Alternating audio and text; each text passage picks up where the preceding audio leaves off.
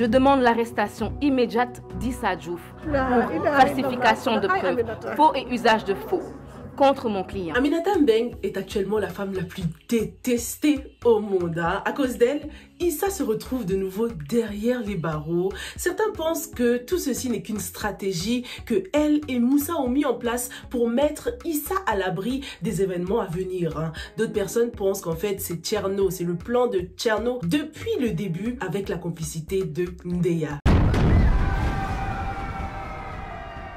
Dans cette vidéo, on va parler de cet épisode 22 qui était pour moi franchement un 21 bis. C'était juste la suite de l'épisode précédent, la suite de l'épisode 21. En plus, on remarque qu'à la fin de l'épisode 21, ils nous ont juste mis un écran noir sans le générique de fin. En gros, genre, ce n'est que la première partie. La deuxième partie arrive dans l'épisode 22, tu sais. Donc pour moi, là, l'épisode 22, c'est tout simplement l'épisode 21 bis. Marodi TV, vous nous devez encore un épisode, là. Attaquons tout de suite cette histoire entre Ndeya et Tcherno. J'ai reçu beaucoup de commentaires, énormément de messages de personnes qui pensent que ces deux-là se sont fait un signe dans cet épisode, qui travaillent ensemble depuis le début et ça confirme le fait qu'ils soient frères et sœurs. Je pense que c'est à cause du montage que vous avez cette impression-là parce que ce n'est pas le cas, les gars. Ces signes qui se sont faits étaient pour Issa en fait. Ndeya et Tcherno étaient en train de faire des signes à Issa et pas entre eux. Et il y a plusieurs points qui le prouve. Déjà, lorsque Issa s'est fait embarquer, il a tourné la tête en direction de Ndeya et c'est là qu'elle lui a fait un signe en mode my bro, je te soutiens jusqu'à la mort, jusqu'à la gare. Ils ont l'habitude de se saluer comme ça. Ndeya voulait tout simplement montrer son soutien en fait envers Issa, lui montrer qu'il n'était pas tout seul. On observe qu'au moment où elle fait le geste, elle lève un peu les yeux, donc ça se voyait qu'elle lui parlait à lui qui était debout en train de marcher sur cette allée. Donc ça ne pouvait pas du tout être à Tcherno qu'elle était en train de faire ce geste puisque lui était assis tout au devant là de la salle.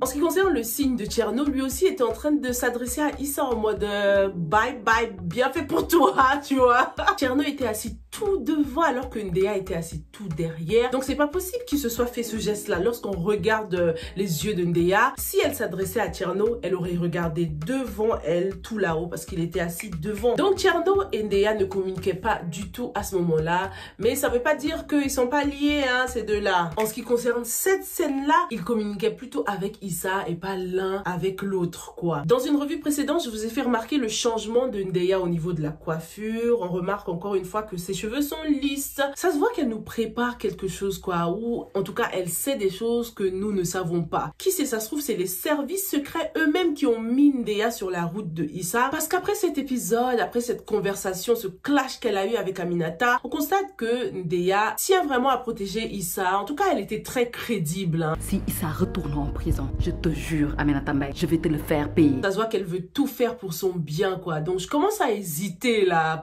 concernant Ndeya. Je sais pas si c'est vraiment la sœur de Tcherno ou c'est plutôt un agent des services secrets qui est en mission pour protéger Issa, quoi. Ce qui expliquerait pourquoi elle est toujours prête à faire de son mieux, à toujours aller the extra mile. Et ça expliquerait aussi sa conversation avec sa mère au téléphone lorsque sa mère lui disait « Ouais, alors ta mission, elle est pas terminée, le travail, tu vois. » Donc, dites-moi ce que vous en pensez. Ndeya, agent des services secrets qui a pour mission de protéger Issa, ou Ndeya, sœur de Tcherno qui a pour mission de détruire Issa. En ce qui concerne Aminata, Aminata Mbengue, oh my god, en ce moment je crois que c'est la meuf la plus incomprise du monde. J'espère qu'elle a un plan, j'espère que vous avez raison, que tout ça n'est qu'un plan qu'elle a élaboré avec Moussa, parce que franchement c'est incompréhensible là. La pauvre elle souffre quand même, ça se voyait à ses gestes qu'elle elle le faisait vraiment à contre-cœur, ça lui faisait mal aussi de devoir renvoyer la personne qu'elle aime en prison, cette même personne qu'elle a défendue jusqu'au bout, même contre la volonté de son père. Je crois en Aminata, je sais qu'elle n'a pas totalement tort non plus de faire ce qu'elle est en train de faire, mais j'espère qu'il y a une bonne raison derrière tout ça, quoi. Le truc c'est que pourquoi ne pas en parler à Issa, quoi, si c'est tout ça n'est qu'un plan entre elle et Moussa, au lieu de le laisser dans l'ignorance pour qu'il se sente trahi comme jamais. La théorie du plan entre Moussa et Aminata, ça tient, parce que même quand il était malade, Aminata venait chez lui, Moussa aussi s'est déplacé chez Aminata. Ils ont l'air d'avoir les mêmes buts, les mêmes objectifs. objectif. Donc franchement, ce sera un gros rebondissement si on découvre que tout ça n'était qu'un plan. Mais je trouve ça dommage de laisser Issa dans l'ombre comme ça. L'arrestation de Issa, c'est aussi un bon moyen pour Moussa de revenir dans le game, hein, parce que ça faisait longtemps, là, au moins plus de 19 épisodes qu'il était en mode handicapé. Moussa a donc un rendez-vous médical et je pense que ça y est, là, c'est la fin des béquilles, la fin du handicap de Moussa. Il va revenir en force et on sent que ça va péter fort, les gars, faut qu'on s'accroche. Ça commence à aller aussi entre lui et Jessica qui a décidé de l'accompagner, même si bon, c'est sa mère qui a un peu forcé les choses. Mais est-ce que ça veut dire que les problèmes sont finis, les gars? J'ai reçu un de ces messages de la part de Aïssatou qui a tenu à partager son point de vue concernant cette histoire de Issa Jessica là. Elle pense que l'infirmière va revenir, les gars. Et elle va pas revenir seule. Hein.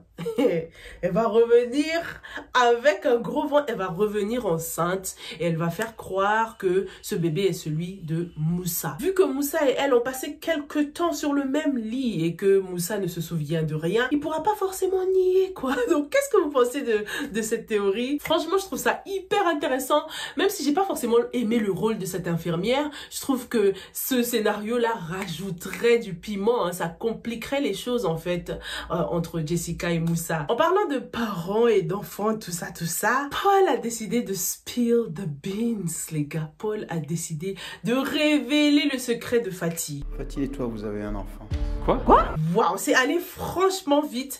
J'ai pas trop aimé que ce soit lui qui fasse ça. J'ai voulu connaître votre opinion aussi, hein, et je vais lire du coup quelques commentaires que vous m'avez laissés sur Instagram. On a S Heaven qui nous dit: en soi, c'est bien que Mike le sache, mais d'une certaine façon, je crois que ce n'était pas à Paul de le révéler à son fils. Ça ne le concerne pas complètement, mais en soi, Mike le sait maintenant, donc tant mieux. C'est vrai que le plus important et le plus urgent, c'est que Mike le sache. Hein. Fiona nous dit: Paul a eu raison. Au moins, c'est dit, Fatih n'allait jamais le faire. Vous pensez que Fatih n'allait jamais le faire?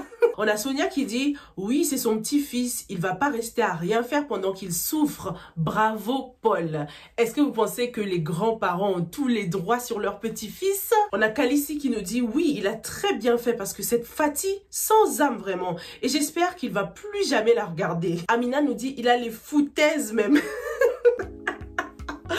Ah, je te jure, cette touche ivoirienne qui revient souvent là fait vraiment tout le charme de la série. En gros, vous pensez tous que Paul a eu raison de dire la vérité, mais je trouve qu'il aurait pu donner une petite chance au moins à Fatih de le faire elle-même, quoi. Lui dire: bon Fatih, je sais très bien que Karim c'est le fils de Mike, donc soit tu dis la vérité, soit tu sors de chez moi, quoi. Tu quittes ma maison, un petit ultimatum comme ça pour lui foutre la pression, pour voir si elle allait le faire avant de bam, prendre les devants et organiser la petite réunion de famille, quoi. J'ai trouvé que c'était trop brutal, sachant que j'ai pas non plus envie de rejeter toute la faute sur Fatih. Hein. Faut pas qu'on oublie que c'est Mike qui n'en voulait pas de cet enfant depuis le début. Il a choisi sa carrière over la vie d'un enfant et Fatih a choisi d'assumer ses erreurs. Hein. Elle a gardé cette grossesse pendant 9 mois, elle a accouché et elle a trouvé une personne beaucoup plus compétente qu'elle pour s'occuper de cet enfant. Elle aurait clairement pu choisir de se débarrasser de ce bébé, hein, Fatih. Hein. On connaît ses ambitions, on connaît son caractère. Elle n'avait aucune raison de le garder, mais je pense qu'elle a été un peu touchée quand même. Son côté humain a pris le dessus, hein, lorsqu'elle est tombée enceinte et elle a choisi de le garder.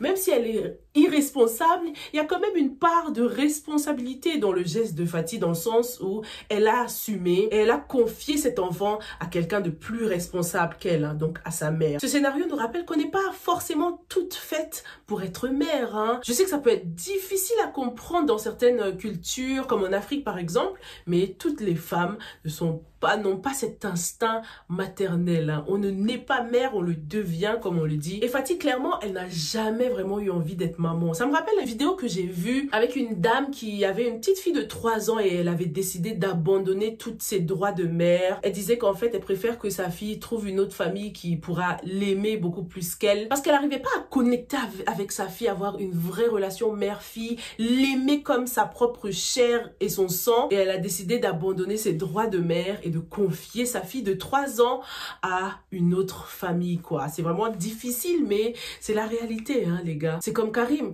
On préfère largement qu'il soit avec sa grand-mère, qu'il l'aime, que rester avec Fatih, qui n'a pas du tout envie d'être mère, qui n'a que des mauvais souvenirs attachés à ce fils-là. Dès qu'elle le voit, elle pense juste au malheur, à la souffrance. Fatih et son fils, ils doivent vraiment avoir une vraie conversation. Très bon scénario, hein, l'histoire de Karim et Fatih. Ça soulève plein de thèmes, hein, comme par exemple, que faire lorsque tu tombes enceinte de ton agresseur ou de ton violeur dans les cas les plus pires. Ça soulève aussi le thème de l'avortement qui fait polémique en ce moment. Enfin, plein de trucs. N'hésitez pas à partager vos points de vue dans les commentaires, hein. En tout cas, je trouve que Paul Gradel aurait pu au moins donner un petit ultimatum à Fatih là avant de blast the truth comme ça. Mais dans les épisodes précédents, on comprend qu'il n'a pas arrêté d'insister, de lui demander de lui dire la vérité. À un moment, il lui a même dit: Fatih, je t'ai laissé beaucoup de temps. Je ne tolérerai pas davantage ton silence. Je t'ai donné beaucoup de temps. Donc franchement, Paul, rien à dire, hein. Il lui a laissé beaucoup de temps. Mais Fatih ne savait pas qu'il connaissait déjà la vérité, en fait. C'est pour ça qu'elle retardait les choses. Franchement, Paul, pour quelqu'un qui a envie de faire les choses bien, quelqu'un qui a envie de se marier, je trouve qu'il aurait pu parler avec Fatih, lui dire: bon, c'est bon, je connais la vérité. Je te laisse 1 semaine pour dire la vérité à Mike. Dites-moi dans les commentaires si vous êtes d'accord avec moi ou pas. Mike, il était choqué, hein, de voir son fils pour la première fois. C'est toi mon père? Ça se voyait qu'il voulait peut-être plus se rapprocher, apprendre à le connaître. C'est plus Mélanie qui le poussait en mode: vas-y, on sort là. On s'en va.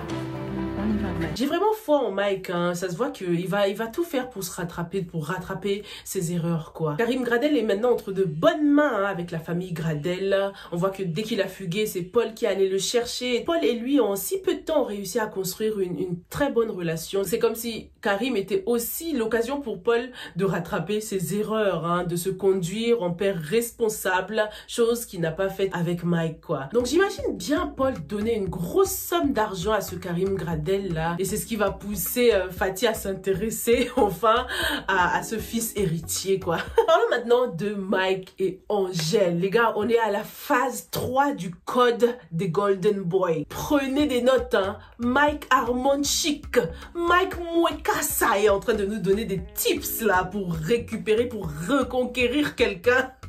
Angèle, elle est piquée. Comme elle commençait à trop faire la meuf hard to get là, Mike il s'est dit: ok, tu vas voir, toi t'as oublié qui je suis, the Golden Boy. Il est en train de jouer à la carte de l'ignorance pour attirer l'attention de Angèle. Ce qui est cool, c'est que Angèle remarque bien que Mike est un homme différent maintenant. Il a beaucoup changé, il est plus mature. Donc j'espère que cette histoire de Karim Gradel ne va pas changer ce qu'elle pense de lui, quoi. Espérons qu'elle comprenne que tout ça n'était qu'une histoire du passé. Voilà un peu ce que j'avais pour toi pour l'épisode 22 de Impact. N'hésite pas à exprimer ton point de vue dans les commentaires. Est-ce que tu as trouvé bizarre qu'il n'y avait pas Bamba au procès, ou pas au procès de son binôme quand même? Où est Bamba?